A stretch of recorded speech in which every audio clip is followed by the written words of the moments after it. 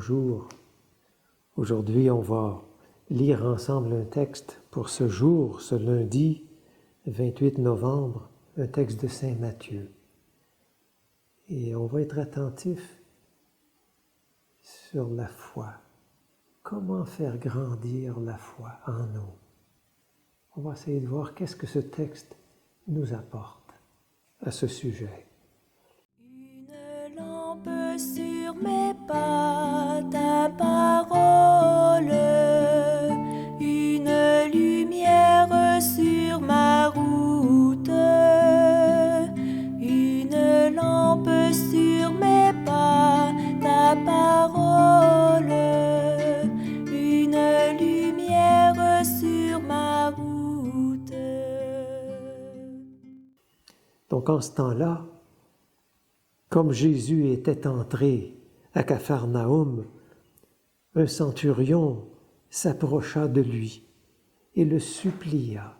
« Seigneur, mon serviteur est couché à la maison, paralysé, et il souffre terriblement. » Jésus lui dit, « Je vais aller moi-même le guérir. » Le centurion reprit, « Seigneur, je ne suis pas digne que tu entres sous mon toit. Mais dis seulement une parole et mon serviteur sera guéri. Moi-même, qui suis soumis à une autorité, j'ai des soldats sous mes ordres.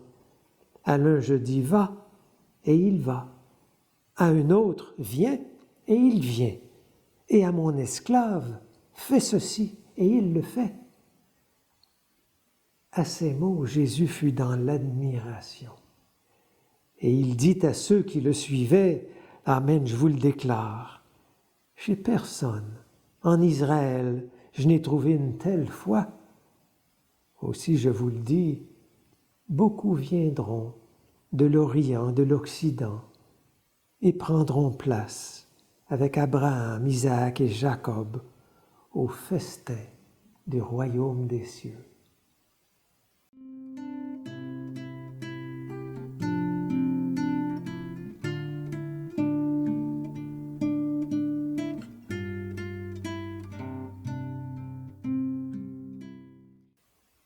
Alors vous remarquez que dans la lecture qu'on vient de faire, on ne sait pas si le serviteur du centurion va guérir. On dirait que l'Église s'est arrêtée dans le texte simplement pour nous aider à nous rendre compte de la qualité de la foi du centurion. C'est pourquoi je vous disais au début, on va réfléchir, qu'est-ce qui fait que la foi peut grandir en nous? Est-ce que ce n'est pas un besoin de chacun de nous d'avoir une plus grande foi? Comme les disciples ont un jour dit à Jésus, « Fais grandir en nous la foi. » On va écouter cette histoire, puis on va essayer de voir s'il y a des éléments qui peuvent nous aider.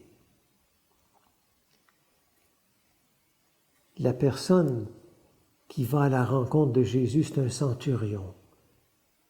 Il n'est pas d'Israël.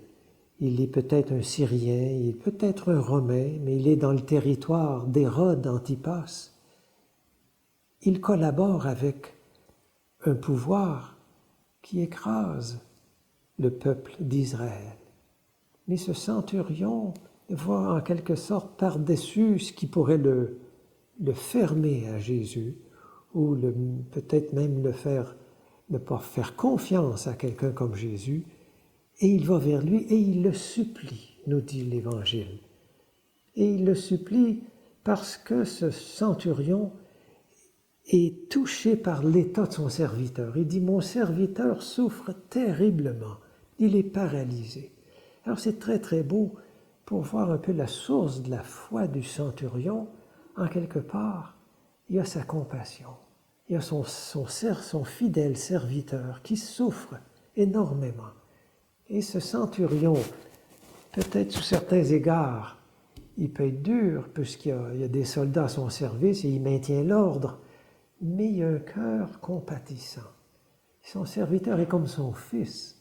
Et il supplie Jésus. Ça nous montre l'intensité de son amour pour son serviteur. Et il semble que c'est ça qui touche Jésus en premier. Tellement que Jésus dit aussitôt au centurion, « Je vais aller moi-même le guérir. » On dirait que l'appel du centurion met Jésus en mouvement lui-même. Jésus sait bien qu'en allant chez le centurion, il va dans la maison d'un non-juif. C'est quelque chose qui va le rendre impur, qui va le rendre sujet de critique. Mais on dirait que Jésus ne voit pas d'abord cette loi-là. Il y a une sorte de loi plus grande dans le cœur de Jésus. Il y a un serviteur qui souffre et le centurion est sensible, plein de compassion pour son serviteur. Ça atteint Jésus. Et Jésus dit déjà, je vais le guérir. Le centurion lui dit, je ne suis pas digne que tu rentres dans ma maison. Ça aussi, ça nous donne une sorte d'inspiration sur qu'est-ce qui fait grandir la foi. C'est peut-être la conscience, non seulement de la souffrance des autres, des plus faibles, dans le cas de là, c'est le serviteur, mais aussi la conscience de ce qu'il y a dans ma propre maison. Je ne suis pas à la hauteur. Et cette conscience-là amène le centurion à une sorte d'humilité. Et je ne pense pas que le centurion dit ça dans le sens que tu ne dois pas entrer dans ma maison parce que tu vas te mettre contre la loi. Je ne pense pas que c'est dans ce sens-là. C'est plutôt dans le sens, moi, centurion, je ne suis pas à la hauteur que toi tu rentres. Est-ce que c'est dans sa façon de... Est-ce qu'il est conscient qu'il opprime un peuple par les forces armées?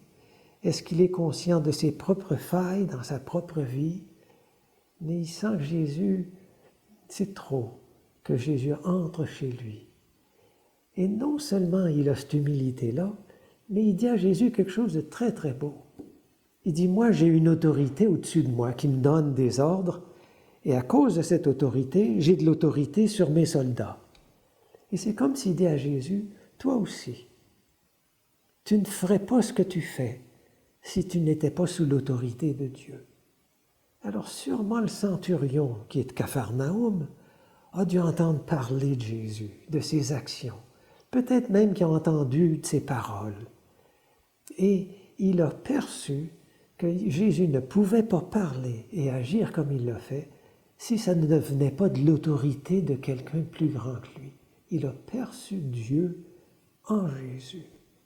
Alors ça nous montre le chemin de la foi. C'est une sorte d'écoute de Jésus, écoute de sa parole, de regarder ses actions, peut-être regarder ses miracles. Oui, Jésus a fait des miracles, il a guéri des personnes.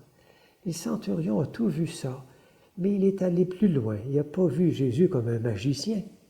Il l'a vu comme quelqu'un qui a une autorité qui vient de Dieu. Puis il lui dit, « Tu peux guérir mon serviteur à distance. Tu n'as qu'à dire une parole, il sera guéri. » Ça montre la beauté de la foi du centurion, une sorte de transparence. Et ça ne lui vient pas de la lecture des textes des prophètes, ça ne lui vient pas d'une habitude sans doute de prière dans le temple. Il n'était pas admis, sinon dans la partie pour les gentils. Ça vient comme d'une sorte d'intuition qui vient de la rencontre, ou de l'écoute de la parole et de la connaissance des actions de Jésus. Et Jésus, à son tour, l'admire.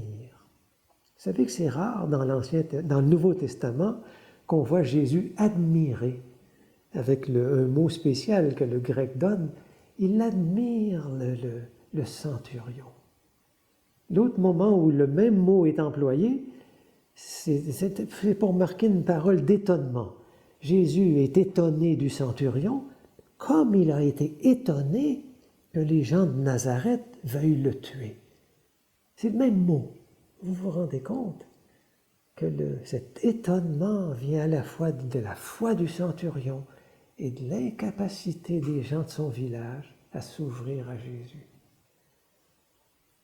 Jésus est admirant, admire le centurion. Et il se tourne vers ceux qui le suivent. Alors ça, c'est nous. Jésus se tourne vers ses disciples et il leur dit, « Chez personne en Israël, je n'ai trouvé une telle foi. » Et là, Jésus annonce quelque chose. Il dit, mon royaume, ce sera un banquet.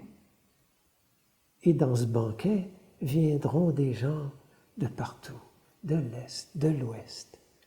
Il n'exclut pas Israël, mais il semble dire, qui seront ceux qui m'accueilleront? Comment cette histoire du centurion peut nous aider? Moi, ça me fait du bien, ça me touche. C'est comme si ça m'attire. J'ai envie de dire au centurion, révèle-toi un peu plus à nous. Comment t'as ouvert ton cœur comme ça? Montre-nous. Peut-être chacun de nous, on doit relire ce texte-là et voir comment il nous touche. Quelle est la partie de ce texte-là qui va m'aider à faire grandir dans ma foi? Est-ce que c'est de m'ouvrir davantage aux personnes plus faibles qui souffrent autour de moi et que je parle à Jésus d'elles? Est-ce que c'est d'entrer dans ma maison et de voir qu'est-ce qui a besoin d'être transformé dans ma maison? Qu'est-ce qui ferait que je serais un petit peu honte de laisser Jésus entrer chez moi? Ou est-ce que c'est simplement de me tourner vers Jésus et d'oser le supplier pour des gens que j'aime, pour moi-même? Seigneur, tu ne peux pas entrer chez moi, mais d'une parole, et moi aussi, je serai guéri.